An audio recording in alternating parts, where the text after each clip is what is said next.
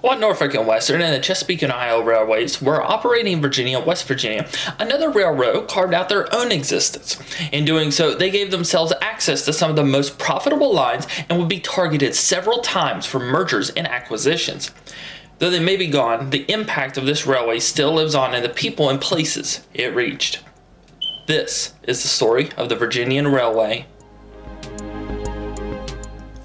To understand the birth of the Virginian, we have to get to know two men, William Nelson Page and Henry Huddleston Rogers.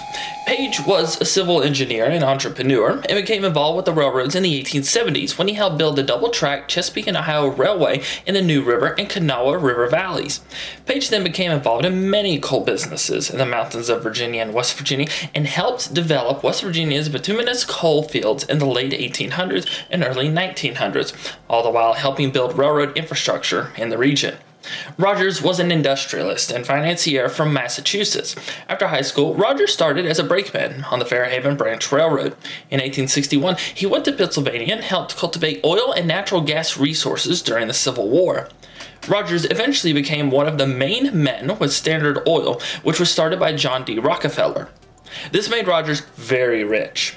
Rogers was known as one of the most wealthy men in the country and was described as an energetic entrepreneur, and he became involved in several railroad projects across the country. The two men met when Page was the president of Gully Mountain Coal Company and told Rogers of rich, untapped bituminous coal fields that were between the New River Valley and the lower section of West Virginia that no other railroad had reached yet. The two men began planning to build a railway that would offer exclusive access to the highly sought-after coal, and Rogers began collecting investors. While the two men, now business partners, you would think this is where the Virginian comes into play, but it doesn't. The Virginia wasn't the first railroad the two men came up with. That would be the Deepwater Railway and the Tidewater Railway. You see, the plan was to create a railroad that connected the untapped coal fields to the busy and lucrative ports on the Virginia coast, most notably Hampton Roads.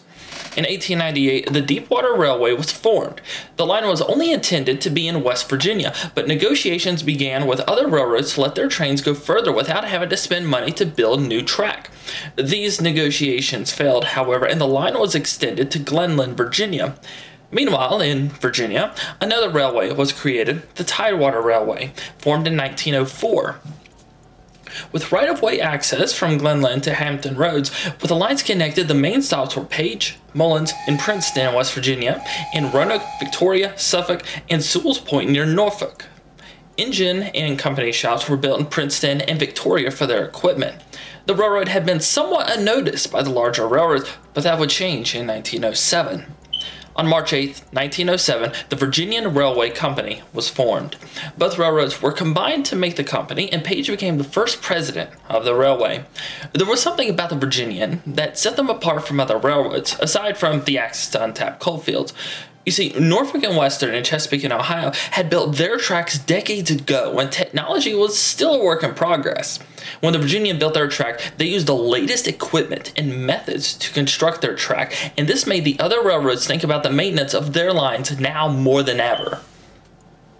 Another feat of the Virginian is that the railway had no public debt. Rogers used his personal money to fund the railway, and by doing this, they didn't need to file as many public requests as railroads typically would. This meant that they were able to operate almost in secret, which kept the other railroads from impeding on their work. Rogers would lose a lot of money during the Panic of 1907, and later in 1907, he suffered a massive stroke that disabled him for 5 months.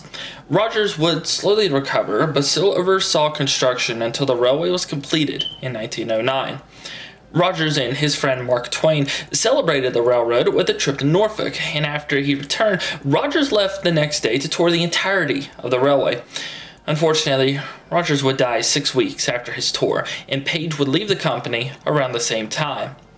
Though both men who started the company were gone, the Virginia was in a good place.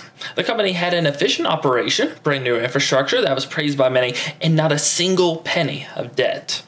Rogers' sons would stay involved in the company and lead it under the policy of paying for the best equipment to make the most money in the long run. The railway was well known for treating employees well, and they also had great relationships with the vendors along the line. With the railway being the financial success it was, they were able to experiment with their equipment. They had good steam engines, but they were able to invest in the best and largest steam and diesel locomotives, and they even became known for their electric engines. Offering freight service that grew drastically year over year and a modest passenger service, the Virginian became known as the richest little railroad in the world. The Virginian terminal at Sewell's Point played a big role during World War I because the U.S. Navy loved the special coal that was used for their ships, and the Virginian had the best access to it.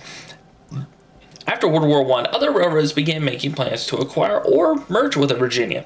Chesapeake and Ohio and Norfolk Western became concerned when the Virginian started working with the New York Central. The New York Central was a monster with a gigantic reach, and working with the Virginian meant they could potentially have access to the lucrative coal fields and the ports in Virginia, plus be able to extend their passenger service. Connections were made to the New York Central, but nothing more ever came of it. Several attempts were made to acquire the Virginian, mainly by Norfolk and Western, but the Interstate Commerce Commission, or ICC, wouldn't allow anything to happen.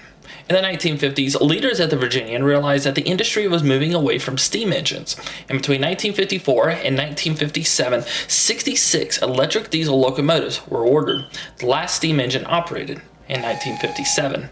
In the 1950s, passenger service declined rapidly, and the Virginian stopped all passenger service in 1956, and the steam locomotive roundhouses and repair facilities in Victoria, Mullins, and Princeton were closed in 1957. In the late 50s, Norfolk and Western approached the Virginian and talked about merging.